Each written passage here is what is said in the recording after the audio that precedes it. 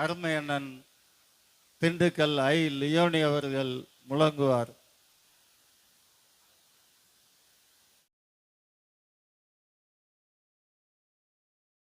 காஞ்சியிலே ஒரு புத்தன் பிறந்தான், மக்கள் கருணையினால் அவர் நெஞ்சில் நிறைந்தார். அண்ணா என்றெல்லோரும் அழைக்க வந்தார், 1000 தலைமுறை தழைக்க வந்தார். அண்ணா அண்ணா அண்ணா எங்கள் அன்பின் தெய்வம் அண்ணா.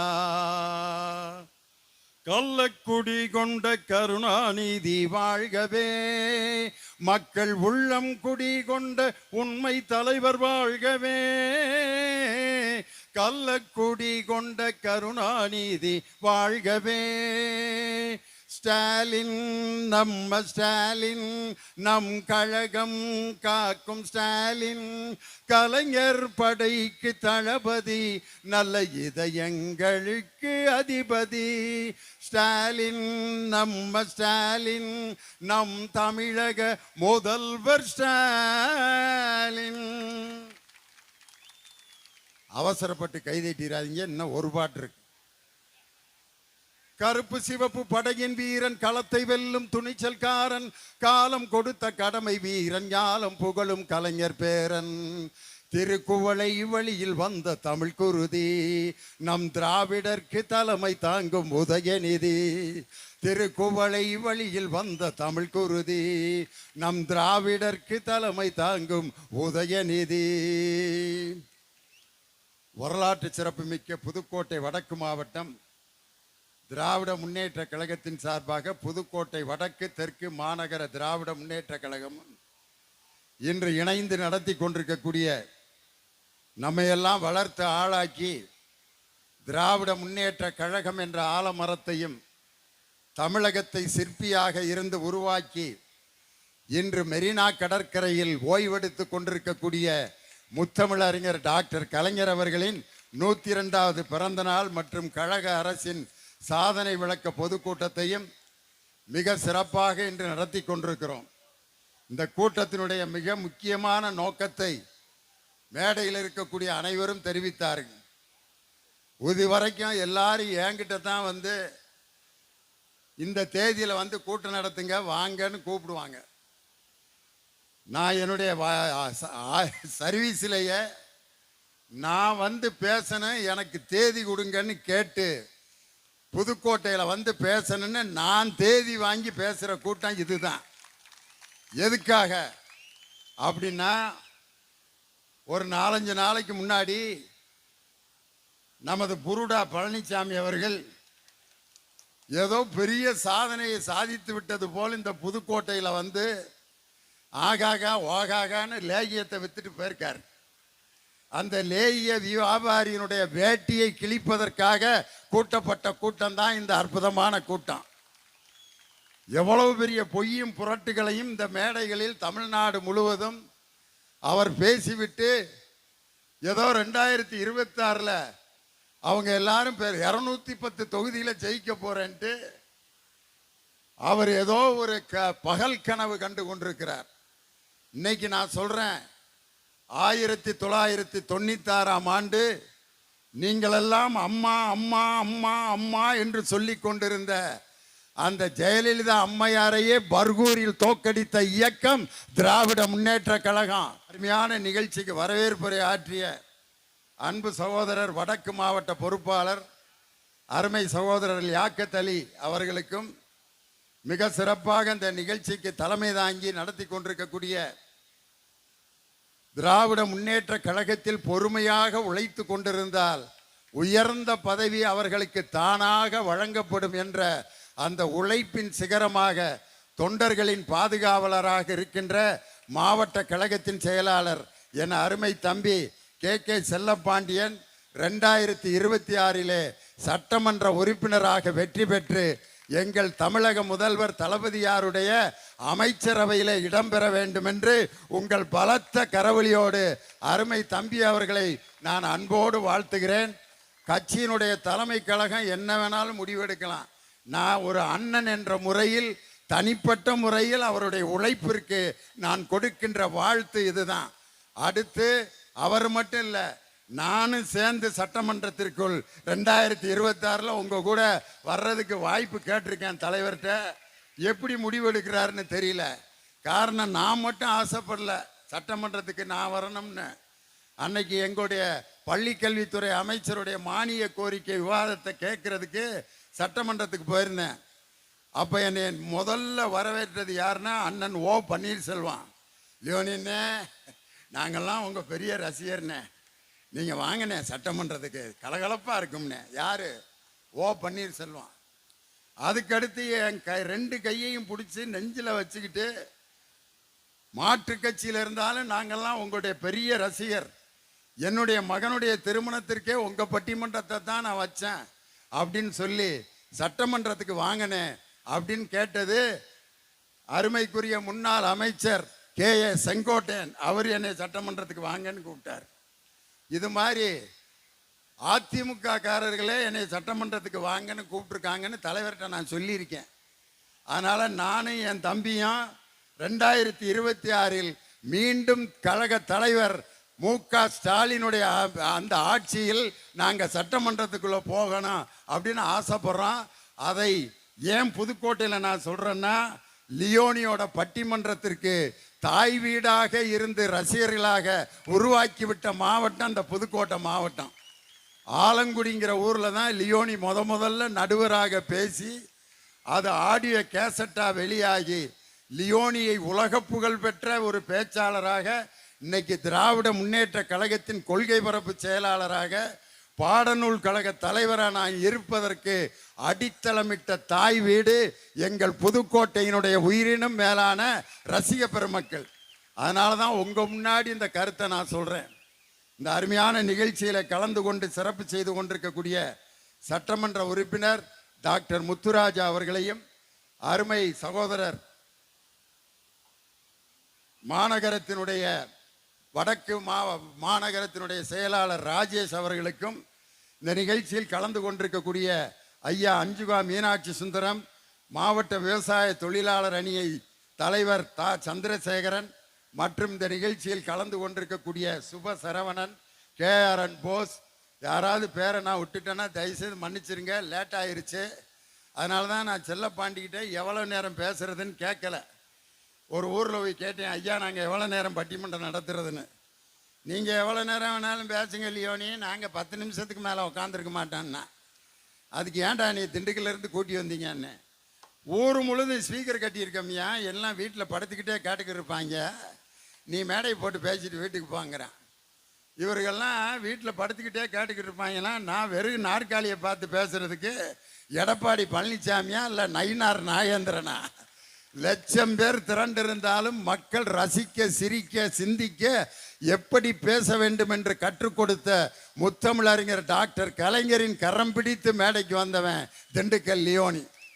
எங்களை போன்ற பேச்சாளர்களுக்கெல்லாம் வழிகாட்டியாக திகழ்ந்து கொண்டிருக்கக்கூடிய புதுக்கோட்டை மாவட்டத்தின் எந்நாளும் சட்டமன்ற உறுப்பினர் பாரதிதாசனுக்கு அடுத்து திராவிட முன்னேற்ற கழகத்தின் கவிச்சுடர், கவிதை பித்தனாக மேடை அவர் முகத்தில் முளைத்திருப்பது மீசை அல்ல, 2 புலியினுடைய வாள்கள் அவருடைய முகத்திலே மீசையாக முளைத்திருக்கக்கூடிய அந்த வீரமிக்க கவிஞர் எழுதிய வரிதான், கருப்பு சிவப்பு படையின் வீரன், களத்தை வெல்லும் துணிச்சல்காரன், காலம் கொடுத்த கடமை வீரன், ஞாலம் புகழும் கலைஞர் பேரன், திருக்குவளை வழியில் வந்த தமிழ் குருதி, நம் திராவிடருக்கு தலைமை தாங்கும் உதயநிதி என்ற அந்த பாடல் வரிகளுக்கு சொந்தக்காரர் என் அருமை அண்ணன் கவிச்சுடர், கவிதை பித்தன் உள்ளிட்ட எல்லாருக்கும் என்னுடைய வணக்கம்.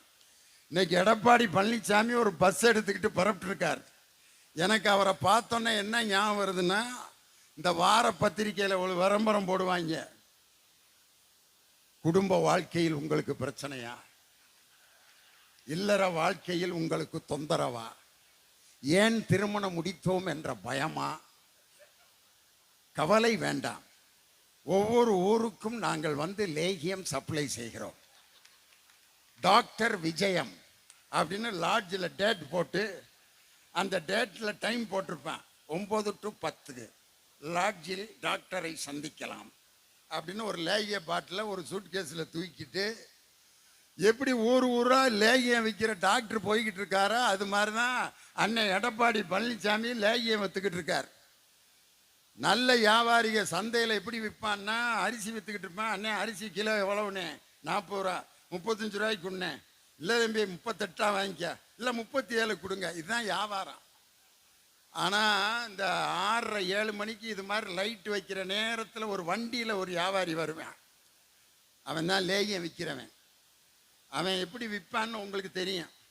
எங்கள் ஊர் பக்கம் எப்படி லேகியம் விற்பாங்கன்னா, அந்த வண்டியில் வரிசையாக பாட்டில் அடிக்கிறவான், ஒரு பெட்ரோமாக்ஸ் லைட்டை வச்சுருப்பான், ஒரு சின்ன மைக்கை வச்சுக்கிட்டு நாகமலை தோகமலை நடுவருக்கு வீரமலை சுற்றி படர்ந்த மலை சூதாட வைக்கமலை சித்திமலை சிவன்மலை கொல்லிமலை கொடகுமலை, இந்த 4 மலையிலே தேடி கண்டுபிடிக்க முடியாத ஒரு விதையெடுத்து அந்த விதையிலிருந்து உருவாக்கப்பட்ட லேகியம்.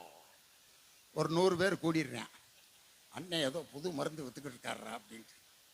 அதெல்லாம் விதலை சுதல பாதாள என்ற 4 லோகத்திலையும் கண்டுபிடிக்க முடியாத ஒரு பழத்தெடுத்து அந்த பழத்திலிருந்து சாரெடுத்து 2ஐயும் மிக்ஸ் பண்ணி உருவாக்கப்பட்ட லேகியம். இன்னும் ஒரு 50 பேர் கூடிட்டான். சில பேர் வாளியில் தண்ணி எடுத்துக்கிட்டு பாத்ரூமில் போய் சென்டர் பண்ணி உட்காருவான். மொக்குவான், முனகுவான், திக்குவான், திணறுவான், எந்திரிப்பான், உட்காருவான். சும்மா டமார் டுமார் டுமில் டமில் அப்படின்னு சவுண்டுகள் வந்துக்கிட்டு இருக்கும். மேட்ரு கீழே இறங்காமல் சிரமப்பட்டுக்கிட்டு இருப்பான். நம்ம லேகியத்தை காலையில் ஒரு உருண்டை, மத்தியானம் ஒரு உருண்டையை சாப்பிட்டு ஒரு செம்பு சுடுதண்ணியை குடிச்சிங்கன்னா சும்மா நாட்டுக்கொட்டை செட்டியார் காசை கொட்டின மாதிரி பக்கெட்டில் தண்ணியை வச்சு சென்டர் பண்ணி உட்கார்றதுக்கு முன்னாடியே சும்மா பிரித்துன்னு சும்மா கிளக்கிளக்கிளக்கிளக்கிளக்கிளக்கிள அவன் சொல்கிறப்பயே நமக்கு வர்ற மாதிரியே இருக்கும். ஐயா, கடப்பாறையை முழுங்கின எடப்பாடி என்னைக்கு இருந்தாலும் வயிற்றை கிழிச்சுக்கிட்டு வெளியே வரும் எடப்பாடி அவர்களே, கடப்பாறையை முழுங்கிட்டு சுக்கு கசாயம் குடித்து கொண்டிருக்கக்கூடிய எடப்பாடி பழனிசாமி எப்படி ஊர் ஊரா லேகியம் விற்கிற டாக்டர் மாதிரி வித்துக்கிட்டு தெரிகிறார். ஆனால் எங்கள் தலைவர் 2026 மீண்டும் 2வது முறையாக தமிழகத்தின் முதலமைச்சராக பொறுப்பேற்க இருக்கின்ற நம் தளபதி மு.க. ஸ்டாலின் வந்து உடன்பிறப்பே வான் சொல்லி அறிவாலயத்தில் ஒவ்வொரு தொண்டனையும் நேருக்கு நேர் சந்திக்கின்ற தில் உள்ள ஒரே தலைவர் நம் தமிழகத்தினுடைய முதலமைச்சர், நமது கட்சியினுடைய தலைவர் தளபதி ஸ்டாலின். உடன்பிறப்பே வா என்று தொண்டர்களை நேருக்கு நேர் சந்திக்கிறார். ஓரணியில் தமிழ்நாடு என்று வீடு வீடாக நமது தொண்டர்கள் போய் சந்தித்து இதுவரை 1,36 லட்சம் பேரை உறுப்பினர்களாக சேர்த்து மக்களை நேரடியாக சந்திக்கின்ற இயக்கம் திராவிட முன்னேற்ற கழகம். அதுக்கப்புறம் உங்கள் தொகுதியில் ஸ்டாலின் என்று அரசு திட்டங்களை மக்களை நோக்கி சென்று அந்த திட்டங்களை எல்லாம் மக்களுக்கு சென்று சேருகின்ற அந்த திட்டத்தையும் 3 திட்டத்தையும் மிக அற்புதமாக செயல்படுத்திக்கிற டாக்டர்.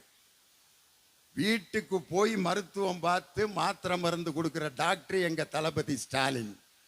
ஊர் ஊராக லேகியம் விற்கிற லேகிய வியாபாரி தான் எடப்பாடி பழனிசாமி. அந்த லேகிய வியாபாரியின் முகத்திரையை கிழிப்பதற்காகத்தான் இந்த மாபெரும் பொதுக்கூட்டம். இன்னைக்கு பார்த்தீங்கன்னா பாஜக காரன் என்ன சொல்றான்னா, எடப்பாடி பழனிசாமியை எப்படியாவது தோக்கடிச்சிடணும்டாங்கிறான். யாரு? 2 பாஜக காரன் பேசிட்டு இருக்கான் டீ கடையில். ஏண்டா டே கூட்டணி வச்சிருக்காரா, வச்சுட்டு போறாரு. நான் கேட்குற வேலைக்கு பதில் சொல்றான்னா, என்ன மாப்பிள்ள அப்படிங்கிறேன். 2024 தேர்தலில் மோடி பிரதமர் ஆகக்கூடாதுன்னு தானே தனியா எதிர்த்து நின்று தேர்தலில் நின்னாரு. மோடி பிரதமராக வரக்கூடாதுன்னு பாஜக கூட்டணியிலிருந்து விலகி போய் நின்னாரு. மோடிய பிரதமராக வரக்கூடாதுன்னு நின்ன எடப்பாடி பழனிசாமிய 2026 நம்ம என்னத்துக்குடா முதல்வர் ஆக்கனா கிறுக்கா பிடிச்சிருக்குன்னு யாரு? பாஜக காரன் கேட்கிறேன். ஒவ்வொரு கூட்டணியவா ஒவ்வொரு கட்சியவா கை ஏந்தி பிச்சை எடுத்துக்கிட்டு இருக்காரு. விடுதலை சிறுத்தைகளுக்கு கம்யூனிஸ்ட் கட்சிகளையும் ரத்தன கம்பளம் போட்டு நான் கூப்பிடுகிறேன் வாங்க. அவங்க 2 பேரும் உன் முறையில் முழிச்சாலே விளங்காதியா. ஏற்கனவே முழிச்சவன் பூரா துண்டக்கான துணியக்கானு ஓடிக்கிட்டு இருக்கான். அதனால நாங்கள் உங்க கூட வர்றதுக்கு விருப்பம் இல்லை. நாங்க எங்கள் திராவிட முன்னேற்ற கழகத்தினுடைய கொள்கை கூட்டணியில் தான் தொடர்ந்து இருப்போம்னு செருப்பால் அடித்தது போல பதில் சொன்ன உடனே விடுதலை சிறுத்தைகள் கட்சி அது திமுகக்குள்ள அடங்கி விட்டது. அப்புறம் எதுக்கு ரத்தன கம்பளம் போட்டு கூப்பிட்டா? அடங்கிருச்சுன்னு தெரியும்ல. கம்யூனிஸ்ட் கட்சி காணாமல் போய்விட்டது. காணா போன கட்சி எதுக்கு கூப்பிட்டீங்க? அதாவது இப்ப என்ன ஆயிட்டாருன்னா, என்ன பேசுறதுன்னு தெரியாம நில குலைஞ்சு போயிட்டார். இப்போ ஒரு கேள்வியை பத்திரிகைக்காரங்கெல்லாம் கேட்குறாங்க. பாஜகவுடன் கூட்டணி ஆட்சி என்று அமித்ஷா சொன்னாரே, அதுக்கு என்ன பதில்? ஒரு தில்லுள்ள தலைவராக இருந்தா என்ன பதில் சொல்லணும்? அவர் கூட்டணி ஆட்சின்னு சொல்லுவாரா? அதிமுக தலைமையில தான் ஆட்சி, நாங்க மட்டும்தான் ஆட்சி அமைப்போம், பாஜகவுக்கு ஆட்சியில பங்கு கிடையாது. உண்மையிலே தில்லுள்ள ஆம்பளையா இருந்தா நீ இந்த பதில சொல்லியிருக்கணும் மிஸ்டர் எடப்பாடி பழனிசாமி. அதை சொல்றதுக்கு பதிலா என்ன சொல்றாருன்னா, தேசிய ஜனநாயக கூட்டணிய ஆட்சி, அதிமுக தலைமையில் தேசிய ஜனநாயக கூட்டணி ஆட்சி, பாஜக பங்கேற்குமா? அதான் கூட்டணி ஆட்சின்னு சொல்லிட்டேன்ல. தேசிய ஜனநாயக கூட்டணி ஆட்சின்னு சொல்லிட்டேன். அப்புறம் பாஜக பங்கேற்குமான்னு கேட்டீங்கன்னா இந்த மாதிரிலாம் சிக்கல்ல கேட்டியானே மாட்டி விடாதீங்க அப்படின்னு எந்திரிச்சு தப்பிச்சு ஓடுறாரு. இது எப்படி இருக்குன்னா, ஒருத்தன்ட்ட போய் கேட்டிருக்கானே, ரொம்ப பிரச்சனையா இருக்குண்ணே வீட்டில். அப்படியா? பிரச்சனையா பார்த்தா தாயா பிரச்சனை மாதிரி தெரியும். பிரச்சனையா பார்க்கலன்னா பிரச்சனையாவே இருக்காது. ஏன்னா பிரச்சனையா பார்க்கறதுனால தான் பிரச்சனை பூரா பிரச்சனையாவே இருக்கு. அதனால நீங்க பிரச்சனையா பார்க்காதீங்க. பிரச்சனையை பார்க்காம இருந்தீங்கன்னா உங்களுக்கு பிரச்சனையே வராதுன்னா, அவன் உன் பிரச்சனை பெரிய பிரச்சனையா இருக்கும் போல இருக்கடா, உனக்கிட்ட போய் நான் கேள்வி கேட்டேன் பாருன்ட்டு. கேள்வி கேட்கிற கேள்விக்கு இது வரைக்கும் பதில் சொல்ல தெரியல. அவரை பார்த்தோன்னே எனக்கு என்ன கதை ஞாபகம் வருதுன்னா, எங்களுடைய அமைச்சர், நம்ம கனிம வளத்துறை அமைச்சரை பார்த்த அநாகரிகமான ஒரு வார்த்தையில் இதே புதுக்கோட்டையில பேசி இருக்கிறார். அந்த கேவலமான அந்த பேச்சுக்கு இன்னைக்கு நான் பதில் சொல்றேன். எடப்பாடி பழனிசாமி அவர்களை பார்த்தோன்னே எனக்கு வந்திருக்கக்கூடிய கதை இதுதான்.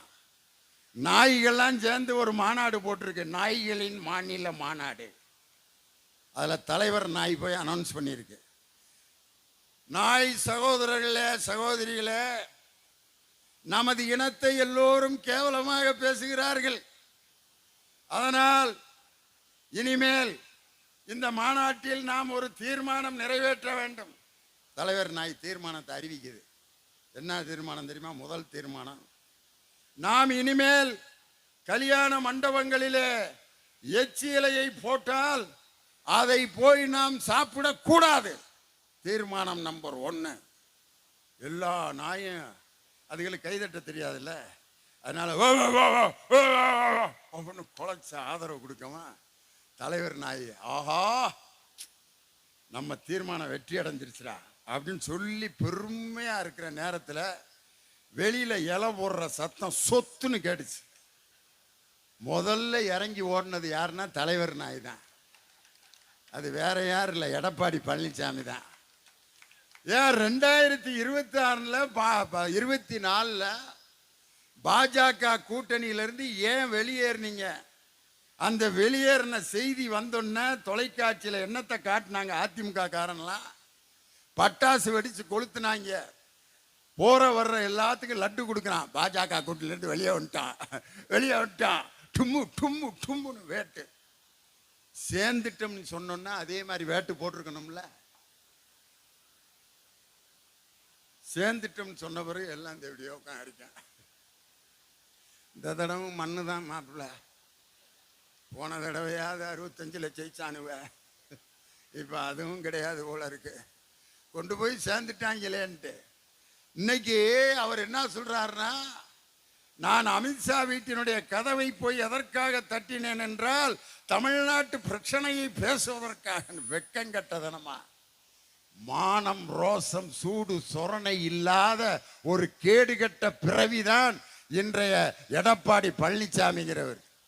அவர் என்னமோ ஒரு பெரிய சாதனை பண்ணி பொதுச் செயலாளராகி முதலமைச்சரான மாதிரி. எப்படின்னு நம்ம கவிச்சுடர் கவிதை பித்தன் தான் சொன்னார். அந்த காட்சி தமிழக மக்கள் மறக்கவே மாட்டாங்கய்யா. அம்மா சின்னம்மா சசிகலா அம்மையார், எங்கள் திண்டுக்கல் சீனிவாசன், KA செங்கோட்டையன், OPS வரிசையாக உட்காந்துருக்காங்க. திடீர்னு டும் அப்படின்னு ஒரு சத்தம் கேடுச்சு. என்னடான்னு பார்த்தா ஏதோ சேரு உடஞ்சிருச்சான்ட்டு திண்டுக்கல் சீனி அப்படின்றாரு. அடியில் ஐயா வந்துக்கிட்டு இருக்காரு. யாரா வாழ்க்கையில இப்படி ஒரு புரட்சியை உலகத்துல எவனுமே பண்ணது இல்லையாடா. காலில் நம்மளும் தான் நம்ம குருநாதர் காலில் விழுவோம், இப்படி தொட்டு கும்பிடுவோம், 2 காலையும் தொடுவோம், நெடுஞ்சாங்கரையா விழுந்து ஆசீர்வாதம் வாங்கவும் கேட்டிருக்கான்.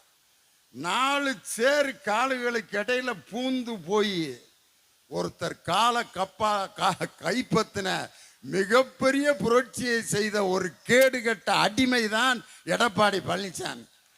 அப்ப அந்த கால் டச் ஆச்சு. யாரு? திண்டுக்கல் சீனிவாசன். யாரா? ஓ அண்ணன் போயிட்டு இருக்காரா அப்படின்னு பார்த்தா OPS அவரு, அப்படின்னு பார்த்தா அவரு.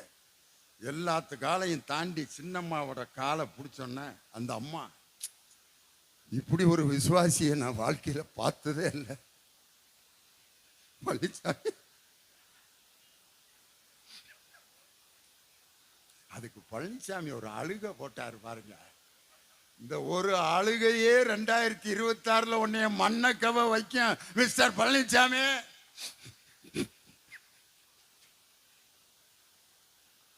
விசுவாசமான சகோதரன் பழனிசாமி. இவர்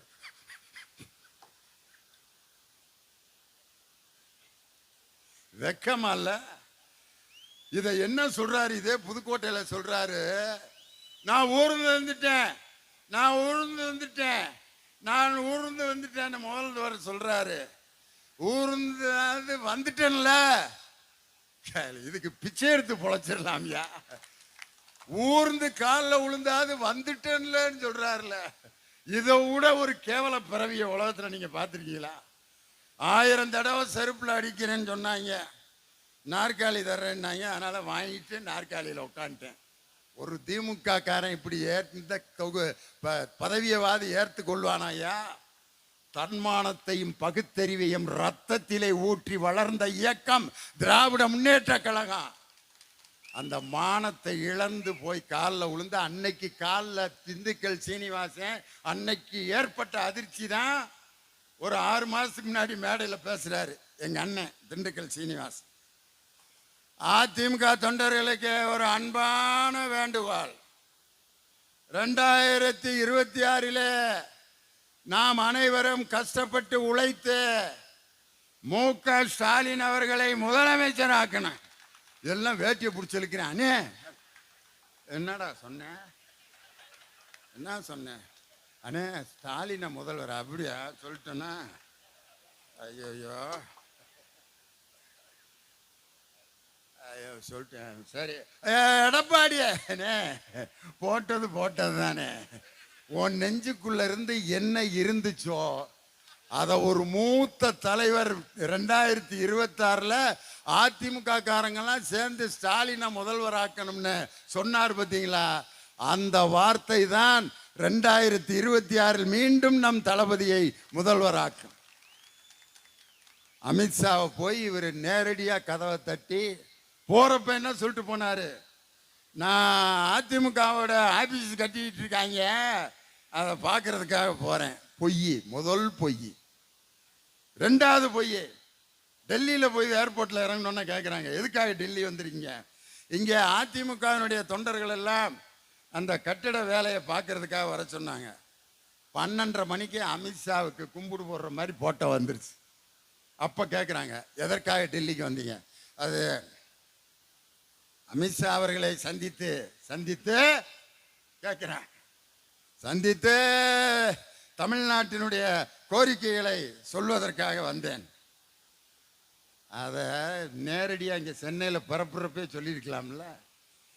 ஏன் இந்த திருட்டுத்தனம் என்றுதான் என் தம்பி உதயநிதி ஸ்டாலின் கேட்டாரு. கள்ளத்தனமாக அமித்ஷாவினுடைய கதவை தட்டினீர்கள்.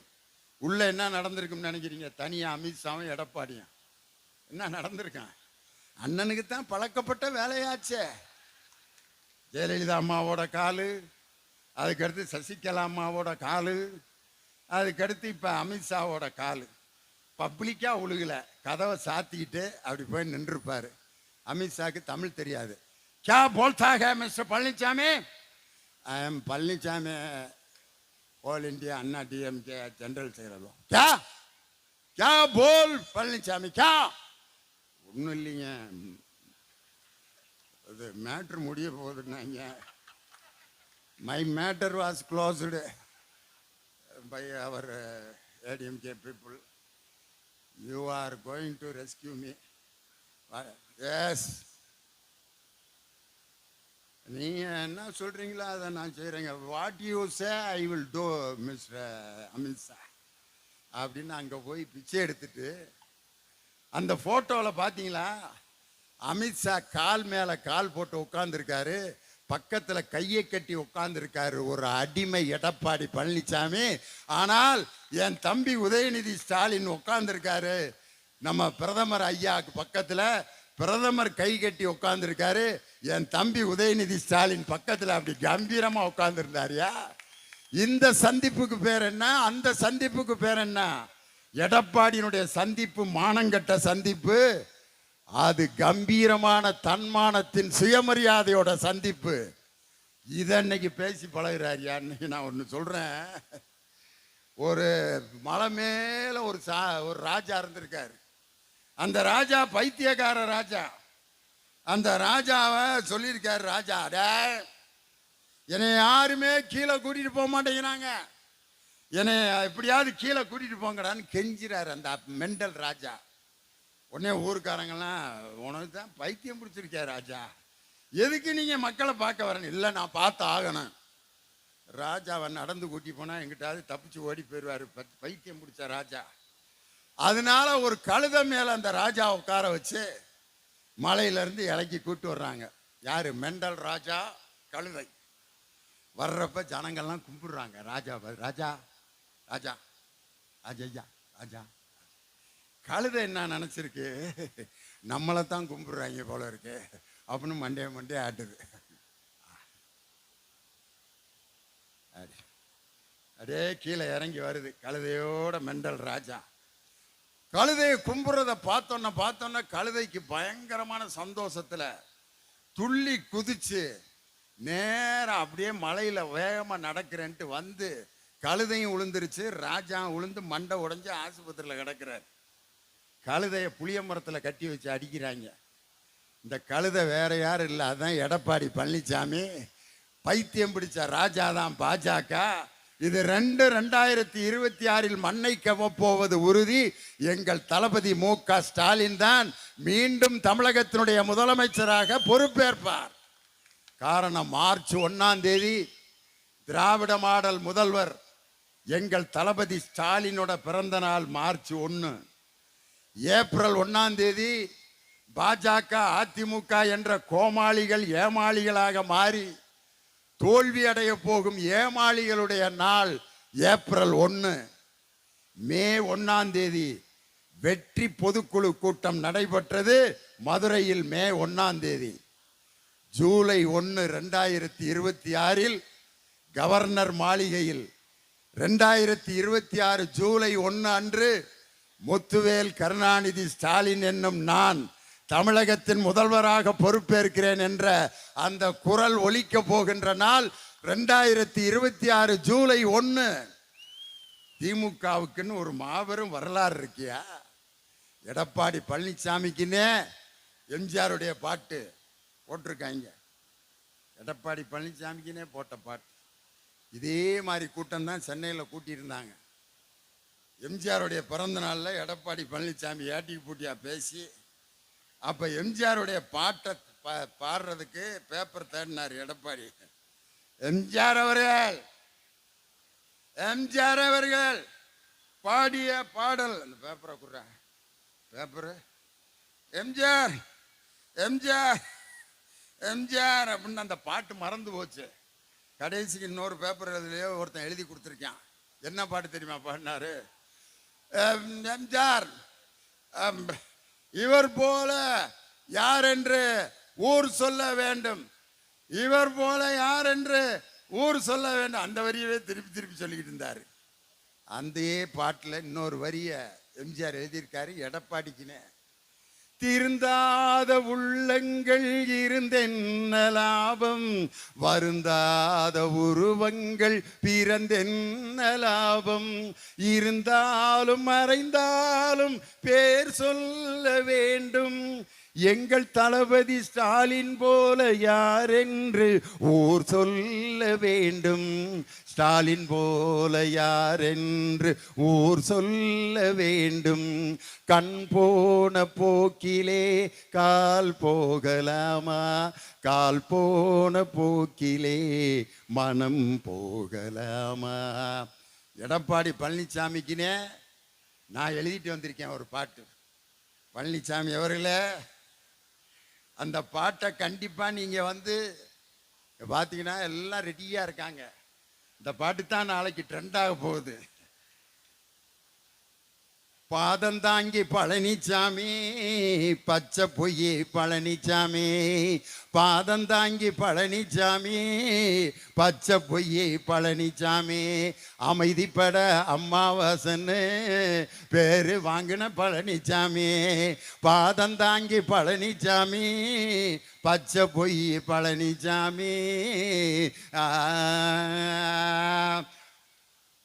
4 வருஷம் ஆட்சியிலே ஆட்டைய போட்ட பழனிசாமி, 4 வருஷம் ஆட்சியிலே ஆட்டைய போட்ட பழனிசாமி, அம்மாவின் காலடிக்கு துரோகம் செஞ்ச பழனிசாமி, சின்னம்மாவின் காலடியில் புரண்டெழுந்த பழனிசாமி, அமித்ஷாவின் காலடிய கட்டி பிடிச்ச பழனிசாமி, பாதம் தாங்கி பழனிசாமி பச்சை பொய் பழனிசாமி. அதிமுக கட்சியையே அடகு வச்ச பழனிசாமி, 10 முறை தோத்து விட்டு புருடாவிடும் பழனிசாமி, விவசாய மக்களுக்கு துரோகம் செஞ்ச பழனிசாமி, 2026 மண்ணை கவ்வும் பழனிசாமி, பாதந்தாங்கி பழனிசாமி பச்சை பொய்யே பழனிசாமி. 2026 200 தொகுதிகளுக்கு மேல் வெற்றி பெறப் போவது திராவிட முன்னேற்ற கழகம் என்ற அந்த கூட்டணி தான். காரணம், கூட்டணியினுடைய பலம். இன்னைக்கு நம் தளபதி உருவாக்கிய அந்த அற்புதமான கூட்டணி, அந்த கூட்டணியுடைய பலத்தை முடிவு செய்யாமல் இன்னைக்கு எடப்பாடி பழனிசாமி ஊர் ஊராக இன்னைக்கு உளறி கொண்டிருக்கிறார். காரணம், ஏன் இந்த உளறல் அப்படின்னு சொன்னா, அவருக்கு இதுதான் கடைசி, இனிமேல் நமக்கு வாழ்க்கையே இல்லை என்பதனால் தான் அவர் ஒவ்வொரு இடத்திலும் நிதானம் இழந்து முதலமைச்சரை ஒருமையில் இன்னைக்கு பேச ஆரம்பிச்சிருக்காங்க. அப்படின்னு சொன்னா அங்க சரக்கு தீந்திருச்சுன்னு அர்த்தம்.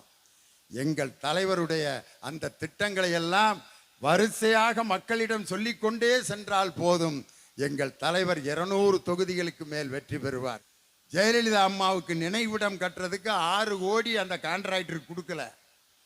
சட்டமன்றத்தில் எங்கள் அண்ணன் பொதுப்பணித்துறை அமைச்சர் ஏவா வேலு அவர் எந்திரிச்சு தலைவர்கிட்ட கேட்குறாரு, இந்த மாதிரி அவங்க ஜெயலலிதா அம்மாவுக்கு நினைவிடம் கட்டினதுக்கு கான்ட்ராக்டருக்கு 6 கோடி ரூபா மிச்சம் வச்சுட்டாங்க, அதை சாங்ஷன் பண்ணிடலாமா? தலைவர் சொன்னார், இதை நீ என்கிட்ட கேட்கணும்னு அவசியம் இல்லை, அவங்க என்ன இருந்தாலும் முன்னாள் முதலமைச்சர், எனக்கும் முதலமைச்சராக இருந்தவங்க, அந்த பணத்தை சாங்ஷன் பண்ணுன்னு சொல்லி உங்க அம்மாவோட சமாதிக்கே 6 கோடி ரூபாய் இன்னைக்கு சாங்ஷன் பண்ணவர் என் தலைவரியா? உங்க அம்மாவுக்கு எவ்வளவு பெரிய பெருமை சேர்த்திருக்காரு தெரியுமா என் தலைவர்? கேரளாவில் இருக்க வைக்கம் போராட்டத்தில் வைக்கம் அந்த மிகப்பெரிய ஒரு நினைவிடம் அமைத்து பெரியாருக்கு அங்க வந்து ஒரு மிகப்பெரிய அருங்காட்சியகம் ஒன்று, பெரியார் கூட யாரெல்லாம் பழகினார்களோ அந்த தலைவர்களுடைய புகைப்படங்கள் எல்லாம் அந்த அருங்காட்சியகத்தில் வச்சிருக்காங்க. தலைவர் போய் அந்த புகைப்படங்களை எல்லாம் பார்த்துட்டு பொதுப்பணித்துறை அமைச்சர்கிட்ட கேட்டிருக்கார், எல்லா முதலமைச்சர்களுடையும் பெரியார் இருக்கிற படம் இருக்கு. ஜெயலலிதா அம்மையார் பெரியார் கூட இருக்கிற மாதிரி படம் எதுவும் இல்லையா? ஏங்க அதை வச்சா என்ன வைக்காட்டி என்னங்க? இல்லை, போய் தேடி எடுத்துட்டு வாங்கன்னு சொல்லி பெரியாரும் ஜெயலலிதா அம்மையாரும் இருக்கிற படத்தை எங்கேயோ போய் ஒரு போட்டோகிராஃபர்கிட்ட வாங்கி உங்க அம்மாவும் பெரியாரும் இருக்கிற படத்தை கேரளாவில் வைக்கம் அருங்காட்சியகத்தில் வைக்க வேண்டும் என்று ஆணை போட்ட தலைவர் எங்கள் தளபதி மு.க. ஸ்டாலின். இன்னைக்கு என் தலைவர் பேர்ல எத்தனை நூலகம், எத்தனை பேருந்து நிலையம், எத்தனை மருத்துவமனை. இன்னைக்கு ஜெயலலிதா அம்மா கல்லறைக்குள்ள இருந்து எடப்பாடி பழனிசாமியை கேட்கிறாங்க, ஏ பழனிசாமி, என் பேர்ல ஒரு திருமண மண்டபம் அது கட்டினியாயா? மூச்சுக்கு முன்னொரு தடவை உம்மா நொம்மா நொம்மாங்கிறியே. என் பேர்ல இதுவரைக்கும் ஒரு சின்ன கிளினிக் கட்டியிருக்கியா? ஒரு கல்யாண மண்டபம் கட்டியிருக்கியா? ஒரு பள்ளிக்கூடம் கட்டியிருக்கியா? ஒரு காலேஜ் கட்டியிருக்கியா? உங்களையெல்லாம் சோத்த போட்டு இப்படி வளர்த்தனடா, என் பேர்ல நீங்க ஒரு கட்டடம் கூட கட்டலையேன்னு அந்த அம்மா கதறி அழுகுது கல்லறைக்குள்ள இருந்து. உங்க அம்மா எங்களுடைய அம்மாவின் ஆட்சி அம்மாவின் ஆட்சின்னு சொல்றீங்களே, உங்க அம்மா பேர்ல இது வரைக்கும் ஒரு ஆரம்ப பள்ளிக்கூடம் தொடங்குனீங்களா? ஆனால் என் தானை தலைவர் டாக்டர் கலைஞர் பேர்ல பஞ்சப்பூர் பேருந்து நிலையம், எப்படிப்பட்ட பேருந்து நிலையம்! அதே மாதிரி கிளாம்பாக்கத்தில் உலக புகழ் பெற்ற பேருந்து நிலையம், மிகப்பெரிய பல்நோக்கு அரசு மருத்துவமனை, மதுரையில் மிகப்பெரிய நூலகம். கலைஞர் பேர்ல எவ்வளவு பெரிய கட்டிடங்களை எல்லாம் என் தலைவர் கட்டியிருக்காரு. உங்க தலைவர் பேர்ல நீங்க கட்டடம் கட்டினீங்களா? ஒரே ஒரு செய்தியை நான் சொல்றேன். 1900 பார் மணி அடிக்குது சிவன் கோயில்ல. என் தம்பி செல்லப்பாண்டியன் பேச ஆரம்பிக்கும் போது இதே சிவன் கோயிலில் மணி அடிச்சிச்சு. நான் அதை மணி சத்தம் கேட்டோன்னே சொன்னேன், 2026 என் தம்பி சட்டமன்ற உறுப்பினராக வெற்றி பெறுவாருங்கிறதுக்கு இந்த மணி சத்தம் தான் காரணம். 2026 என் தலைவர் முதலமைச்சர் ஆவார். 1989 நடந்தது. எம்ஜிஆர் மரணப்படுக்கையில் இருக்காரு. அந்த நேரத்தில் எம்ஜிஆர் மருத்துவ பல்கலைக்கழகம், எம்ஜிஆர் உயிரோடு இருக்கும்போதே அதை திறக்கணும் அப்படின்னு எம்ஜிஆர் ஆசைப்பட்டு அந்த திறப்பு விழாவில் கலந்துக்கணும்னு ஆசைப்பட்டார். ஆனால் அந்த மருத்துவ பல்கலைக்கழகம் ரெடி ஆயிடுச்சு, எம்ஜிஆரால் திறக்கிறதுக்கு போக முடியல, இறந்துட்டார். அந்த நேரத்தில் மீண்டும் 1989 ஆட்சிக்கு வர்றாரியா என் தலைவர். வந்த உடனே எம்ஜிஆர் மருத்துவ பல்கலைக்கழகம்னு பேர் போட்டிருக்கு. அவர் நினைச்சிருந்தா அதை அண்ணா பல்கலைக்கழகம்னு மாற்றிருக்கலாம், கலைஞர் கருணாநிதி மருத்துவ பல்கலைக்கழகம்னு மாற்றிருக்கலாம். ஆனால் என் தலைவர், என் நண்பன் எம்ஜிஆர் திறக்க வேண்டுமென்று நினைத்த பல்கலைக்கழகம் அவர் பேர்லேயே இருக்கட்டும், நான் திறந்து வைக்கிறேன் சொல்லி எம்ஜிஆர் மருத்துவ பல்கலைக்கழகத்தை ரிப்பன் வெட்டி திறந்து வைத்தவர் என் தானை தலைவர் டாக்டர் கலைஞர். நீங்க அந்த எம்ஜிஆருக்கு ஏதாவது ஒரு கட்டடம் கட்டியிருக்கீங்களா? ஒன்று கட்டியிருக்காங்க, எம்ஜிஆர் நூற்றாண்டு நினைவு நுழைவாயில், ஒரு ஆர்ச் ஒன்று தான் கட்டியிருக்காங்க. சரி, எம்ஜிஆருக்கு வேற ஏதாவது நீங்க செஞ்சிருக்கீங்களா? சென்ட்ரல் ஸ்டேஷன் பேரை எம்ஜிஆருக்கு வச்சிருக்காங்க. யாரு? மத்திய அரசு கட்டியிருக்கிற ரயில்வே ஸ்டேஷனுக்கு போய் எம்ஜிஆர் பேர். ஜெயலலிதா அம்மா பேர்ல என்னையா வச்சிருக்கீங்கன்னு கேட்டா கோயம்பேடு ரயில்வே ஸ்டேஷன் இருக்குல்ல, அதுக்கு எம்ஜிஆர் பேர், இது ஜெயலலிதா அம்மா பேர். வெக்கமா இல்ல? உங்கள் தலைவியின் பேரால் ஒரு கட்டடம் கூட கட்ட முடியல. உங்கள் தலைவி வாழ்ந்த அந்த கொடநாடு வீட்டை காப்பாற்ற முடியாத எடப்பாடி எப்படி நாட்டை காப்பாற்றுவார் என்று எடப்பாடியை இன்று கேள்வி கேட்டு ஊர் ஊராக லேகியம் விற்று கொண்டிருக்கக்கூடிய அந்த லேகிய வியாபாரி விரைவில் மக்களால் துரத்தி அடிக்கப்பட்டு மண்ணை கவப்போகும் காலம் வெகு தொலைவில் இல்லை. 2026 2ஆம் முறையாக மீண்டும் முதலமைச்சராக பொறுப்பேற்க போகிறவர் எங்கள் தளபதி மு.க. ஸ்டாலின் தான். அதுவரை திராவிட முன்னேற்ற கழகத்துக்காரன் ஓய மாட்டான், உறங்க மாட்டான். கண்டிப்பாக 200 தொகுதிகளில் நாம் வெற்றி பெறுவது உறுதி உறுதி என்று சொல்லி உங்களிடமிருந்து விடைபெறுகிறேன். நன்றி, வணக்கம். என்ன நேயர்களே, இந்த வீடியோ உங்களுக்கு பிடிச்சிருந்தா இதுக்கு நீங்கள் ஒரு லைக் கொடுங்க. இதை உங்கள் நண்பர்களுக்கும் உறவுகளுக்கும் ஷேர் பண்ணுங்கள். இதே போன்ற செய்திகள் உடனுக்குடன் நாட்டில் 4 பக்கம் நடக்கக்கூடியதை உங்கள் வீட்டில் 4 சுவர்களுக்குள்ளே கொண்டு வந்து சேர்க்கக்கூடிய நம்ம அரசியல் ஆயிரம் சேனலுக்கு இதுவரை சப்ஸ்கிரைப் பண்ணாதவங்க சப்ஸ்கிரைப் பண்ணுங்கள். மறக்காமல் பக்கத்தில் இருக்க பெல் ஐக்கானை கிளிக் பண்ணுங்கள். அப்போ தான் நம்ம போடக்கூடிய ஒவ்வொரு செய்தியும் வீடியோவும் உங்களுக்கு நோட்டிஃபிகேஷன் காட்டும்.